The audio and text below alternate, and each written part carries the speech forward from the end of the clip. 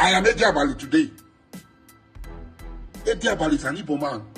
He's from Obom in Abam. He's from Obom in Abam. From there, his family went to Bosi in Anambra State before they came to New Calabar. He's an Igbo man. I am Ijaw.